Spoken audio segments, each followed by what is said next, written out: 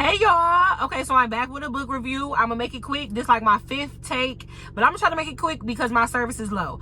My storage is low. So I'm doing a review on Silence of the Nine by T Styles. So I got hip to T Styles because I knew who T Styles was as an author because everybody, if you read, she is like an urban legend, urban fiction legend. She was one of the first to like pave the way. So I was already hip to her, but I hadn't read anything by her. So when I joined the Elite Writers Academy to like sharpen my knowledge as a writer, I fell in love with her as a person because she's just so genuine and so pure, just always giving free game. So I'm like, dang, we see her on Clubhouse giving her all these flowers, but I've never even read her books. So first book I tried was A Hustler Son. I really didn't care for Hustler Son, so I didn't do a review for it. But I'm like, a lot of people was talking about Silence of the Nine. I'm like, okay, y'all saying it's so crazy, it's so twisted, because you know they call it a twisted mama, right? So I'm like, let me go read this because I want to be a twisted baby, okay, y'all. I'm gonna tell you what the book is about. So the book is about this man named Carrick. Carrick is from Zimbabwe. Carrick moves to America thinking that he's gonna, after his wife is killed or whatever. This is in the book blurb. So after his wife is killed, he moves to America thinking that he's about to start this whole new amazing life in America, get this fresh start. He get here, and in America they slap this man around with racism and prejudiceness or whatever the word is. But that's what they did to this man. So he started getting mistreated for the color of his skin. Us black folks already know how it go. He's very much darker because he, you know what I'm saying, he's an African man. He was described as being much darker. And you know, I mean, I'm sure he had African features. He got the accent, all of that. So he had to work really hard to get rid of his accent. He still got made fun of and still got mistreated for his accent as far as like with jobs and stuff like that. Just had a really rough time, right? So he ends up making a couple moves and getting on top, which was always his goal. He's like, I'm coming to America and I'm gonna be king. I'm gonna rule America.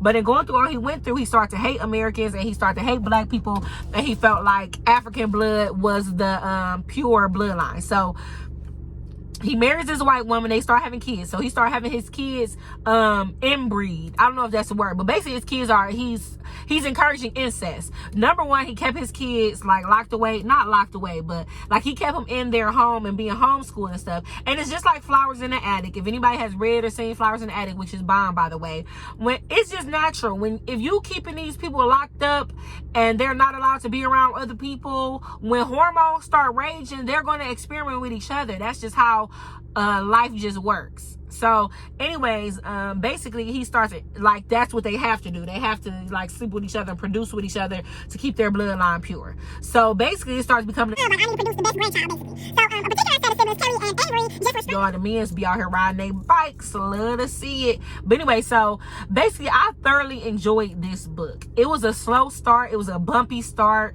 But her writing was genius. I'm sorry. It starts off with somebody called the Predator and somebody named Butterfly. And Butterfly is on around with her baby, trying to get away from Predator. Predator pops up where Butterfly is, and Butterfly is like pleading for her life. So as you read on, it goes back and forth and kind of reminds you of present day with Butterfly and Predator, but it never tells you who Butterfly and Predator actually are. And so as the book goes on, by the end of the book, you find out who they are, and it like is mind blowing. Okay, and when you first hear, it's just like jumping in on the conversation at the wrong point in the conversation. When you first hear it, you thinking like, dang, why is it going like this? But as you read the story and find out who is who, it make more sense. And the book is just absolutely wild. This book is amazing. It's a good book. It's a beautiful thing when a writer is able to create something that has people questioning her mental health. Because I was telling a friend about the book, and they're like, what is wrong with her? And it's like, she's a creator. That's what's wrong with her. Matter of fact, that's what's right with her. Because as a creator, you should be able to create something that's outside of your box. Because that's how the world is. Everything doesn't work according to your wavelength. So her being able to create something outside of her box like this, and it is not a reflection of her mental health, it's a reflection of her creativity. It's just inspiring, right? And so it also touched a lot of subject. It touched the subject of generational curse. If you pay attention, people look at generational curse like it's just this thing that's just popping through that has no control. A generational curse is passed down because of something that we are doing to make it go on. And in this book, like in black families, one of the big things is keeping secrets. We keep secrets. So the thing keep going on and on. We keep the secret that Uncle Ray Ray been molested all our aunties. So now Uncle Ray Ray started molesting the little girls, and it just go on and on and on rather than somebody speaking up.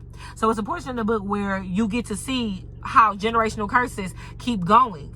And then it's a thing about just mistreating people, how racism and just being nasty to somebody, how it can affect their mental health and have long-term effects on them, their lives, their family, all of that. If you don't like something somebody doing or what they look like, close your eyes and mind your business. It's really not even that serious, and it's not under your control anyway. Just like you have the free will to do what you want, everybody else has it too. So I just honestly thoroughly enjoyed this book. Like I said, I had a really slow start and I didn't think I was gonna like it, but I pushed through, and after about 20%, y'all, this book took off and I was in love. I loved it. I love how she placed the placement and everything.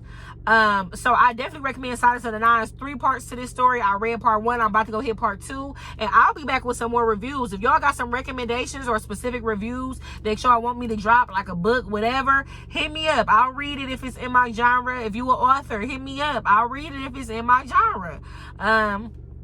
I thoroughly enjoyed this book. I can't wait to read Silence of the Nine too. As always, y'all know the deal. Drop some not book reviews. Drop some recommendations in my comments. If you read this, tell me how you felt about it and what you had going on in your mind when you read it. Anyways, I can't wait to talk to you guys again. Did I tell y'all that I didn't even tell y'all, God blessed me to be able to do book reviews and have the free time to follow my dreams, and that's what we on. Don't let your 9 to 5 stop you from chasing your 5 to 9. See y'all.